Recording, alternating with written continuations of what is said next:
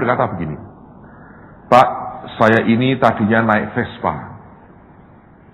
Lalu di gereja kami itu didengar pernyataan-pernyataan dari hamba-hamba Tuhan. Anda diberkati. Imani, saudara. Imani. Yang naik motor, imani punya mobil. Amin. Amin." Siapa tidak mau coba? Wah, Anda mau cari amin? Ngomong yang begitu, saudara. Imani. Anda memompa sesuatu kan dalam hidup orang. Tapi pompa itu pompa yang emosional. Nah, ini hati-hati. Kelak kalau engkau jadi hamba Tuhan, engkau pompa orang dengan sesuatu yang sifatnya hanya emosional dan bukan kebenaran, itu akan jadi bumerang dalam kehidupan kita. So, dia berkata, "Saya imani, Pak. Saya nggak punya uang." Kami datang ke showroom mobil. Lihat-lihat, waduh, nggak bisa lagi. Kalau Vespa ditukar mobil, nggak cukup duitnya. Harus ditambahin. Nah, setelah beberapa minggu, kami ikut kelompok sel group. Beberapa orang bersaksi, "Wah, saya imani, kami diberkati sekarang." Lalu mereka ngomong sama saya, "Pak, kamu perlu ngimani, Pak. Imani." Loh, gimana caranya? Jual Vespamu. Kredit mobil. Imani. Melangkah dulu. Kalau nggak melangkah, nggak jalan itu. Harus keluar dari perahumu. Itu betul juga. Tapi digunakan untuk pompa orang tertentu. Orang lupa, iman itu adalah law. Ada the law of faith. Ada hukum iman. Terus dia berkata, lalu saya melangkah, Pak, ke showroom mobil. Saya berkata, saya mau jual Vespa saya. Cukup untuk uang muka. Terus tiap bulan angsurannya berapa? Dia tarik sampai cukup jauh. Dan dia dapat angka setiap bulan harus bayar sekian. Dia ngomong ke keluarganya, "Kita ini bisa ngangsur sekian. Asal super hemat." Sanggup tidak? Tapi naik mobil. Wah, sehati keluarganya.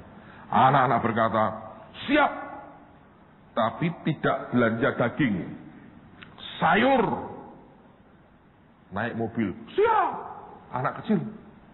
Mikir belakangan. Senang duluan. Siap gitu. Istrinya. Tidak belanja, tidak shopping. "Oh, bagus. Nyangkal daging. Naik mobil kan?" Naik mobil. "Siap," katanya. Siap semua loh. Kalau orang mau dapat begitu, saudara, sudah kayak mata gelap, ngerti? Anda sudah kehilangan arah, kehilangan fokus. Saudara hanya mau kepada apa yang engkau inginkan dan dagingmu mau. Singkat cerita, dia jual Vespanya. Dia bawa duitnya, dia ambil mobilnya. Ditempelin stiker. Wah, haleluya, puji Tuhan, segala macam. Wah, penyembahan dulu di depan rumah, haleluya, tumpangi tangan, diurapi, urasyata karapasana. Inilah hasil ngimani kita, makanya harus ngimani. Hari berikutnya sel grupnya dia bersaksi, dia bawa mobilnya dengan gagah sekali. Orang semua kagum, bilang, "Pak, mobil baru ya?" "Imani makanya," katanya. Terus dia bersaksi, makanya saudara-saudara, dia ngajari, harus imani, melangkah kayak kami ini. Amin, amin. Semua tepuk tangan, dia senang, istrinya senang kan? Karena sanggulnya tidak rusak lagi karena helm. Kalau Anda naik sepeda motor kan Anda jalan seperti apapun, Anda mau begitu kan, kempes lagi karena helm kan? Anak-anak senang, tidak kehujanan, tidak kepanasan. Mereka bahagia sekali, berkata ini mobil buat Tuhan. Beberapa bulan pertama, mereka sanggup. Daging tidak ada, mereka hanya makan sayur. Mereka berhemat luar biasa. Sangat berhemat. Dengan susah payah, tiap bulan mereka bisa angsur. Tapi mereka bahagia, karena mobil baru itu menghilangkan semua duka cita mereka sesaat. Setelah sekian bulan, anak-anak mulai kekurangan gizi. Dengan sekolah yang berat, satu demi satu gantian sakit. Sampai ada yang harus masuk rumah sakit karena lemah badannya. Harus keluarkan uang. Mulai terganggu keuangannya. Tidak bisa ngangsur. Bulan berikutnya, anak-anak beberapa ujian masuk sekolah baru. Harus bayar uang gedung. untuk sekolah yang baru. Keuangan tidak bisa untuk ngangsur mobil. Terus bertubi-tubi terjadi. Yang ditahan sekian bulan, kayak bendungan jebol. Dalam sekian bulan itu, begitu banyak kebutuhan yang dia harus tutup, yang di luar pikirannya. Sehingga dia tidak bisa punya uang untuk angsur mobil itu. Iman ini gak jalan. Lalu yang punya mobil, showroomnya berkata, Pak, Bapak sekian bulan tidak bayar kami. Ini kami beri waktu beberapa hari, gak diselesaikan sekaligus, mobil akan kami tarik. Dan uang yang sudah masuk akan kami perhitungkan. Tentu dengan berbagai pengurangan dan biaya administrasi. Dalam keadaan tertekan, datang ke Pak Timotius Arifin. Saya hanya pendengar waktu itu, saudara. Dia berkata, Pak Arifin, tolong tanyakan Tuhan, Pak. Apa kehendak Tuhan buat kami? Kami harus mengimani apa, Pak, sekarang? 2 hari lagi itu waktunya. Dia mau datang, sita mobil saya. Kalau Anda kenal Pak Arifin, suaranya khas sekali. Dia berkata, Bapak, ada pesan Tuhan buat Bapak, katanya. Wah, saya pikir, hebat juga nih Pak Arifin ini. Gak berdoa, gak apa, langsung pesan Tuhan. Sederhana, Pak. Jual mobilmu dan naik Vespa lagi, katanya.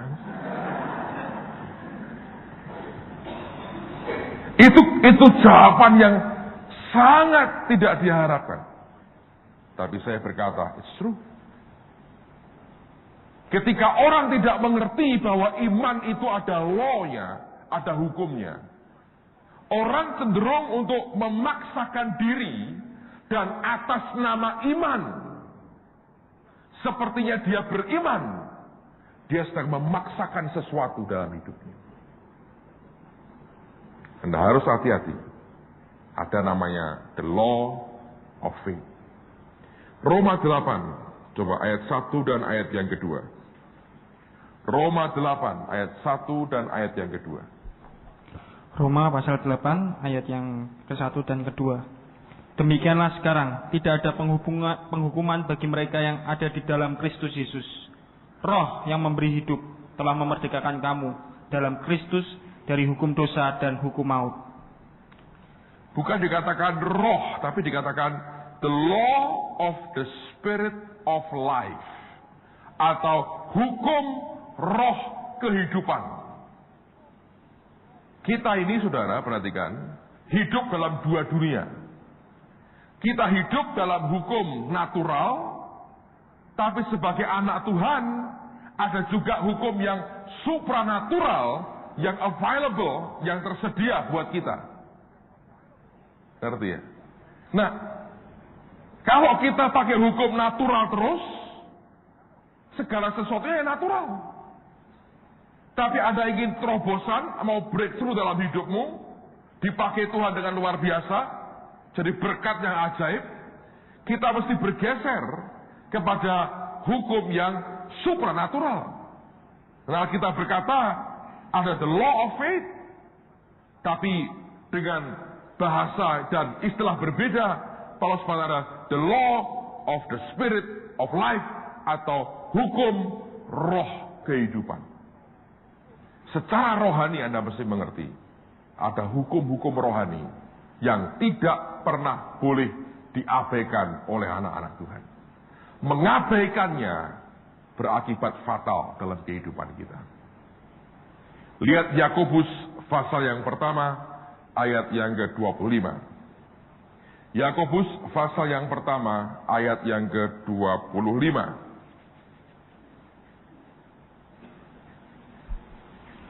Yakobus pasal yang pertama, ayat yang ke-25. Tetapi barang siapa meneliti hukum yang sempurna. Nah, perhatikan. Hukum yang sempurna. Terus. Yaitu hukum yang memerdekakan orang, dan ia bertekun di dalamnya, jadi bukan hanya mendengar untuk melupakannya, tetapi sungguh-sungguh melakukannya, ia akan berbahagia oleh perbuatannya. Nah, Anda ngerti ada hukum ya? Hukum itu kalau Anda diamkan saja, engkau hanya dengarkan saja, engkau diamkan, ya tidak berarti. Tapi kalau engkau bertekun di dalamnya, engkau sungguh-sungguh melakukannya, Alkitab berkata apa? Pasti bahagia. Ya. Nah, saya cerita pengalaman saya. Zaman ketika saya jadi baru bertobat dan dipanggil jadi hamba Tuhan, berbeda dengan zaman sekarang. Saya berkali-kali berkata begitu.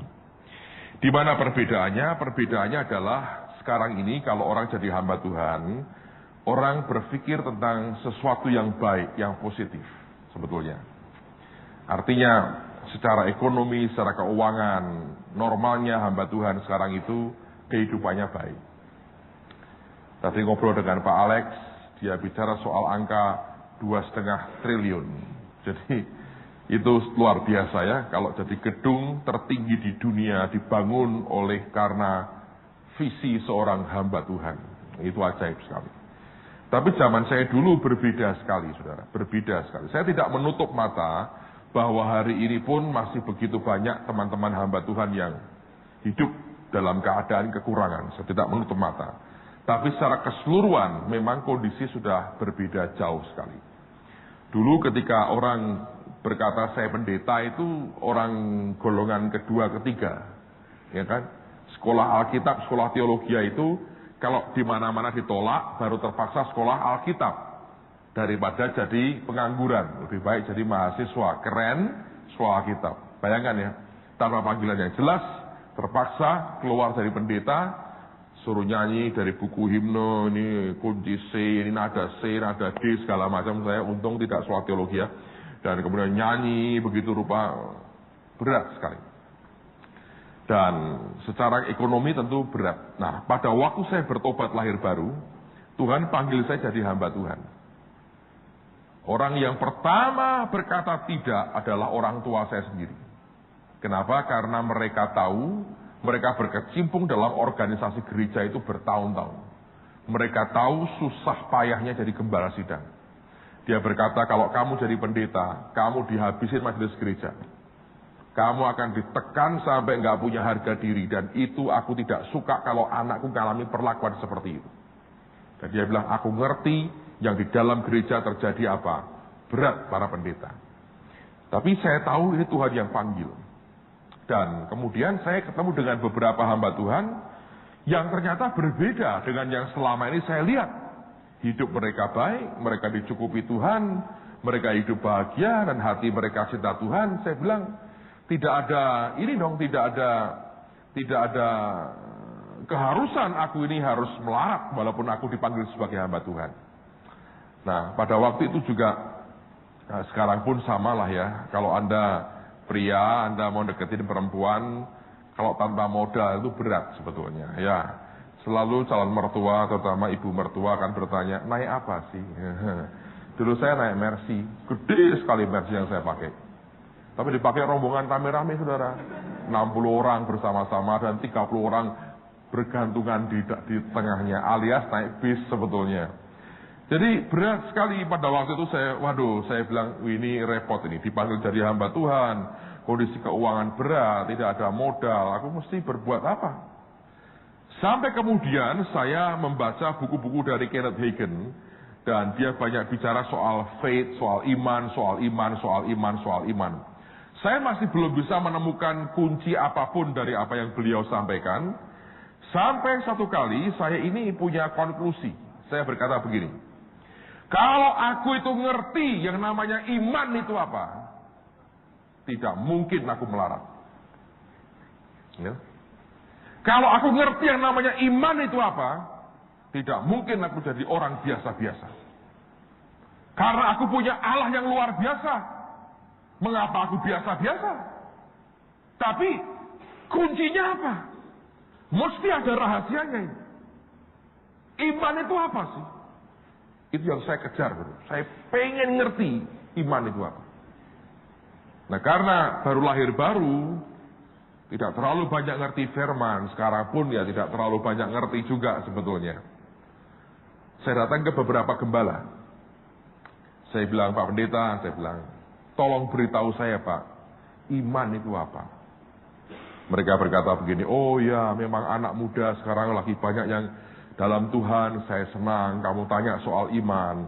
Memang kalau orang belum membaca Alkitab sampai selesai tidak tahu iman itu apa. Iya Pak, iman itu apa? Ibrani 11 ayat yang pertama, dia definisi bla bla bla bla bla bla. Iya Pak, saya ngerti, tapi rasanya beriman itu bagaimana? Oh, beriman itu kamu itu yakin. Nah, rasanya yakin itu gimana Pak? Ya toh, kalau yakin itu Pak, yakinnya gimana? Yakin itu mantap. Nah, mantap yang seperti apa Pak? Mantap itu percaya.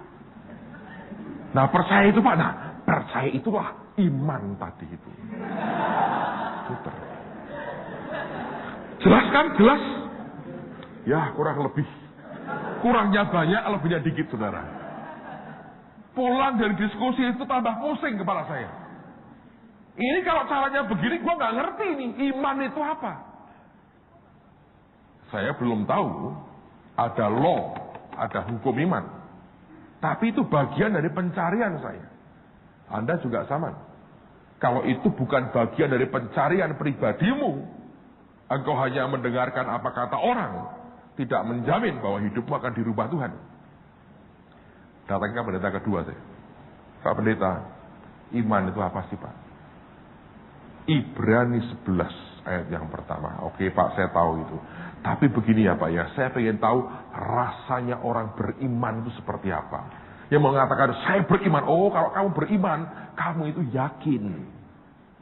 Nah, yakin yang seperti apa? Yakin itu yang mantap. Nah mantap itu, nah itu percaya. Nah percaya itu, nah itu iman tadi. Jelas kan? Jelas ini kan gamblang. Kurang lebih Pak.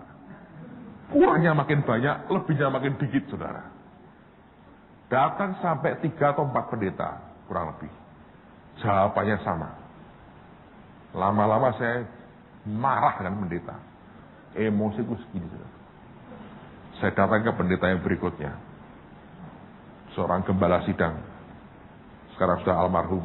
Orangnya baik, orangnya halus sekali. Saya datangi begini, Pak Pendeta, sambil emosi di dalam nih. Ini kira-kira ilmunya sama, sekolah teologianya sama, dosennya sama, ini muter terus. Pak Pendeta, saya mau diajari Pak, iman itu apa sih Pak? Oh, iman itu Ibrani 11 ayat yang pertama. Gini ya Pak, jadi itu rasanya, itu artinya kalau gitu tuh artinya yakin, terus tapi mantap loh Pak, terus percaya itu iman tuh. Nah, Anda pintar. Sebelum dia ngomong saya tebak dulu tuh, ternyata teorinya sama. Terus saya keluar emosi saya, tapi tadinya tulus saudara. Saya pengen ngerti kebenaran, dan saya pelajari. Tidak banyak orang sebaya saya waktu itu yang ngejar kebenaran kayak begitu. Hari ini ya, kalau hidupmu dalam kondisi dijepit oleh keadaan, itu bagus. Saya mengucapkan selamat kepada saudara. Sebab itu merupakan lingkungan yang baik untuk memacu Anda dan saya cari Tuhan dan kebenarannya. Kalau kau sudah punya semua, sudah enak, lupa gitu. Atau ada orang yang tidak peduli. Saya tanya. Saya ngomong gini ya Pak Pendeta. Saya sedia Pak, tiap hari ke rumah Bapak, tapi ajari saya Pak. Saya pengen punya iman. Tapi konkret Pak. Gimana itu? Ajari saya, supaya saya bisa punya iman. Supaya dengan iman itu, saya bisa punya sepeda motor sendiri. Naik kok Mercedes terus, gede. Kalau kecil lumayan, gede. Dengan puluhan orang bersama-sama. Saya pengen nggak banyak-banyak Pak, motor Pak. Tapi aku ngerti harus punya iman karena orang tua aku nggak bisa belikan. So ajari aku Pak. Aku mau tiap hari dah, sekian bulan nggak apa-apa. Saya datang, ajari saya. Supaya aku ini bisa beriman dan punya sepeda motor sendiri. Saudara ngerti? Ini gembala sidang jujur dan baik. Dia berkata apa? Saya sendiri tidak punya sepeda motor, kok suruh ngajari kamu punya sepeda motor. Kalau aku tahu caranya, sudah naik sepeda motor. Saya nggak punya. Saya salami, kita kok melaratnya sama ya. Sejak hari itu saya berhenti tanya dengan pendeta. Soal ini, soal yang lain saya banyak tanya. Saya bilang, Tuhan, mesti ada hukumnya. Mesti ada sesuatu yang di firman ini yang bisa mengungkap tabir ini. Dan hari itu saya bilang, aku akan cari Tuhan. Aku akan baca Alkitab. Ajari aku Tuhan. Aku perlu iman. Kalau itu aku dapetin, wah beres. Sakti. Saya bilang, apapun jadi. Ya. Dan iman itu powerful. Banyak orang cuma tiru luarnya. Imani. Anda kenal Morris Cerullo ya? Ini mah pernah tahu. Tahun lalu dia ke Semarang. Dan kami punya pengalaman indah dengan beliau. Ini pertama kali, Morris itu orangnya nggak gampang. Tapi pertama kali datang ke Semarang, kali terakhir. Diajak saya makan siang, ngobrol sampai sore. Selesai KKR, dia ajak lagi makan malam, sampai tengah malam. Dia cerita panjang lebar. Belum pernah dalam sejarah kumpul dengan Morris Cerullo kayak begitu. Anda bisa salami dia saja sudah mujizat besar, saudara. Tapi itu buat saya anugerah besar. Dia cerita banyak hal. Anda tahu saya paling suka kumpul dengan hamba-hamba Tuhan yang lebih tua dari saya. Jauh lebih tua, lebih bagus. Karena pengalaman hidup mereka sangat kaya. Dan tinggal kita nikmati. Ya tak? Luar biasa. Tadi dengan Pak Alex juga begitu. Saya diam, saya timba ilmunya. Dia ngajari saya, ini prinsipnya gini. Wah, bagus sekali. So, Cerullo pernah. Dia itu orang yang punya karunia iman. Dia tinggal di San Diego, dia lihat Hotel Marriott, saudara, menjulang tinggi. Dia berdiri di situ dan berkata, beli ini. Dia teriak, I'll buy this. Aku akan beli ini. Sekian tahun kemudian dia beli Hotel Marriott. Mungkin Anda dengar begini, terinspirasi. Ya toh? Ke Simpang 5. Wah, ada Hotel Ciputra, ya toh? Mungkin Anda akan berdiri pada malam minggu. Aku akan beli ini. Tapi tangannya turun. Nasi ayam di bawah. Betul juga sih, aku akan beli ini. Nasi ayam. Beli juga sih nongkrong di Simpang 5. Keren, kelihatan depannya keren. Wah, hotel ya enggak, tangannya turun. Kok turun? Gravitasi bumi. Yang ditunjuk cuma nasi ayam. Saudara bisa lihat, itu tidak bisa dikopi. Anda mesti ngerti ada law, ada hukum di sini. Yang Anda dan saya mesti pegang. Dan dalam pergulatan saya itulah, saya bilang, one day saya berkata, aku tahu sekarang. Seperti ini loh iman itu. Dengan emosi di sini bedanya. Dengan ambisiku di sini bedanya. Kalau dari Tuhan kayak begini bentuknya. Dalam praktek keseharian, saudara. Itu muncul. Dan saya bersaksi kepada Anda. Powerful. Luar biasa. Kalau kita bisa ngerti. Makanya, kenapa kita mesti baca Alkitab. Ada law, ada hukum di sini. Kalau Anda praktekkan hukum ini, pasti jadi. Karena kita mengatakan, ada the law of faith. The law of the spirit of life. Dan dia berkata itu merupakan hukum yang sempurna. Kata surat Yakobus.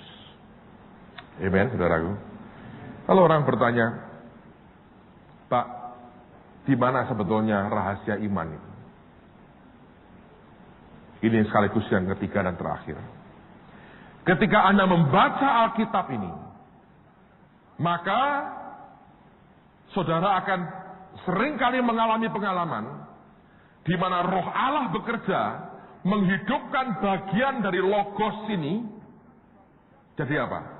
Rema dalam kehidupan kita. Dan rema itu punya kekuatan yang sangat extraordinary. Coba lihat dalam Matius 16 ayat 13 sampai 19. Matius 16 ayat 13 sampai 19. Matius 16 ayat yang ke-13 sampai dengan 19. Setelah Yesus tiba di Kaisarea Filipi, ia bertanya kepada murid-muridnya, kata orang, siapakah anak manusia itu? Jawab mereka, ada yang mengatakan Yohanes Pembaptis, ada juga yang mengatakan Elia, dan ada pula yang mengatakan Yeremia atau salah seorang dari para nabi. Lalu Yesus bertanya kepada mereka, tetapi apa katamu? Siapakah aku ini? Maka jawab Simon Petrus, engkau adalah Mesias, anak Allah yang hidup. Kata Yesus kepadanya, berbahagialah engkau Simon bin Yunus, sebab bukan manusia yang mengatakan itu kepadamu, melainkan Bapakku yang di surga. Dan aku pun berkata kepadamu, engkau adalah Petrus, dan di atas batu karang ini aku akan mendirikan jemaatku, dan alam maut tidak akan menguasainya. Kepadamu akan kuberikan kunci kerajaan surga. Apa yang kau ikat di dunia ini akan terikat di surga, dan apa yang kau lepaskan di dunia ini akan terlepas di surga. Lihat ya, Petrus dapatkan rema tentang siapa Yesus. Dia berkata, engkau Mesias, anak Allah yang hidup. Bahasa Inggris katakan, you are the Christ, engkau adalah Kristus, the Son of the living God. Dan Yesus berkata, berbahagia engkau Simon bin Yunus, sebab bukan manusia yang mengatakan itu kepadamu, tapi Bapakku yang di sorga. Itu revelation, itu rema. Dia berkata, you are the Christ, the Son of the living God. Engkau adalah Kristus, anak Allah yang hidup. Rema. Dan kelak, saudara, ketika goncangan datang, rema ini membuat dia kuat. Dari mana kita tahu? Lihat Yohanes 6 ayat 60 sampai dengan ayat yang ke-69. Yohanes 6 ayat 60 sampai dengan ayat yang ke-69. Yohanes pasal yang ke-6 ayat 60 sampai dengan 69. Sesudah mendengar semuanya itu, banyak dari murid-murid Yesus yang berkata, perkataan ini keras, siapakah yang sanggup mendengarkannya? Yesus yang di dalam hatinya tahu bahwa murid-muridnya bersungut-sungut tentang hal itu, berkata kepada mereka, adakah perkataan itu menggoncangkan imanmu? Dan bagaimanakah jikalau kamu melihat anak manusia naik ke tempat di mana ia sebelumnya berada?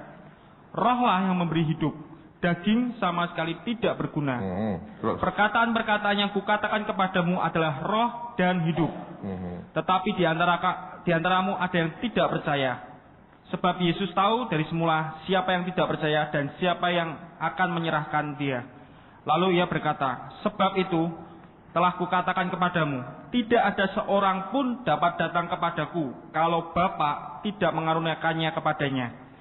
Mulai dari waktu itu, banyak murid-muridnya mengundurkan diri dan tidak lagi mengikut dia. Maka kata Yesus kepada ke-12 muridnya, apakah kamu tidak mau pergi juga? Jawab Simon Petrus kepadanya, Tuhan, kepada siapakah kami akan pergi? Perkataanmu adalah perkataan hidup yang kekal, dan kami telah percaya dan tahu bahwa Engkau adalah yang kudus dari Allah. Anda perhatikan ya, ketika orang semua pergi, Yesus kita itu orang yang sangat secure sekali. Dia berkata, apa kamu nggak mau pergi juga? Santai. Kalau pendeta hari ini beberapa jemaatnya pergi, mulai panik. Jangan sampai yang lain ikut pergi. Nyata, Tuhan tidak. Apa kamu nggak mau pergi juga? Petrus yang menjawab. Dan di antara jawaban Petrus itu, kalau Anda baca di King James terutama, dia berkata, kami percaya dan kami itu tahu that you are the Christ, The Son of the Living God. Revelation yang dia terima di Matius 16 membuat dia kuat, berakar, kokoh sekali. Ketika yang lain semua pergi, dia tinggal. Kenapa kita perlu baca firman dan hidup di dalamnya? Karena memberikan kesempatan buat roh Tuhan kerja dengan memberikan rema dalam kehidupan kita. Tangkap saudara. Ini yang luar biasa sebetulnya. Kalau engkau baca firman ya, jangan selesai. No. Bilang Tuhan Roh Kudus, ajari aku ngerti akan apa yang engkau mau sampaikan. Aku mau belajar mengenal engkau lebih lagi. Ajari aku Tuhan, supaya aku tahu siapa engkau. Dan ketika kita baca firman, nanti kelak ada bagian-bagian firman yang tiba-tiba dihidupkan roh Tuhan dan muncul. Ngerti ya? Begitu itu muncul dalam hati kita, Tuhan sedang berbicara kepada kita, saudara. Dan nanti kelak ketika kau menghadapi apapun, revelation, rema seperti itu, membuat kita kokoh berakar dan tidak dengan gampang digoyahkan. Saudara sekalian, mari kita belajar dalam 6 bulan ini. Ikuti jejak domba. Caranya paling simple, mulai hari ini kerjakan. Baca firman, baca firman, baca firman, baca firman. Seringkali tidak tahu, iya saya juga mengerti. Tidak ada orang yang ngerti apapun, kecuali roh Tuhan membuka buat kita. Tapi dengan memasukkan firman terus dalam kehidupan kita, minimal membersihkan kita. Tapi seringkali juga memberikan peluang yang lebih hebat dari itu. Revelation diterima. The law of faith kita bisa pelajari. Hukum ini apa toh? Seperti apa hukum ini? Dan kita dibawa untuk memberikan peluang buat Roh Kudus kerja dalam kehidupan kita. Seringkali orang berkata, Pak, ini terlalu simple. Ini buku sudah terlalu lama. Apa ada faedahnya buat saya? Saya berkata, kalau orang hidup dalam firman, luar biasa. Saudara akan mengalami anugerah demi anugerah dari Tuhan yang luar biasa. Saya beritahu pada saudara, saya keliling ke banyak negara karena ini. Ya, karena apa? Nggak ada yang lain. Karena ini. Kalau engkau hidup dalam firman, akan jadi realita yang luar biasa. Alkitab berkata, yang tidak ada menjadi ada oleh karena firman, bukan karena yang lain. Dia berkata, jadilah terang, terang jadi. Dia menjadikan dari yang tidak ada menjadi ada oleh karena firman. Ini ada kuasa penciptaan yang luar biasa. Hebat. Ada kuasa penciptaan yang luar biasa. Kalau dia mulai berkata, demikianlah firman Tuhan, tidak ada satu kekuatan bisa menghalangi atau membendung akan perkataan Tuhan itu. Saudara, saya berdoa dalam 6 bulan ini, Anda makan sebanyak-banyaknya. Makan. Nikmati, kenyangkan rohmu. Sampai meledak keluar. Engkau akan lihat itu. Kuasa perkataan firman ini. Dahsyatnya luar biasa. Dahsyat. Saya perhatikan begini ya. Di Amerika, ada banyak ministry yang besar sekali. Para hamba Tuhan yang gede-gede, begitu banyak. Big ministry. One of the biggest yang saya dengar itu dipegang oleh orang bernama Joyce Meyer. Anda tahu? Dia nggak buat KKR healing, dia nggak buat apa. Dia hanya buat seminar. Ngajar apa dia? Firman. Tapi impactnya buat hidup orang begitu luar biasa. Dan ministrinya berkembang dengan begitu ajaib. Firman ini saudara, dahsyat. Sebegitu hebatnya sampai Alkitab berkata, dengan maksud apapun Injil diberitakan. Sekalipun yang menyampaikan motivasinya jelek, tetap powerful, bisa mengubah hidup orang. Saudara. Karena itu kalau engkau mau hidup diubah Tuhan, dan hidupmu dipakai Tuhan, mengubah hidup orang lain. Dan engkau berkata, aku tidak mau sama lagi, aku mau berubah, aku mau mengalami breakthrough. Tidak ada cara lain. Anda harus hidup dan tinggal di dalam firman. Terlalu kaya dan terlalu mulia untuk dibuang dan disia-siakan. Saya berdoa, mari mulai dalam perjalanan 6 bulan ini. Jalan dengan Tuhan dan dengan firman-Nya. Amen. Besok teruskan lagi, mari berdiri sama-sama.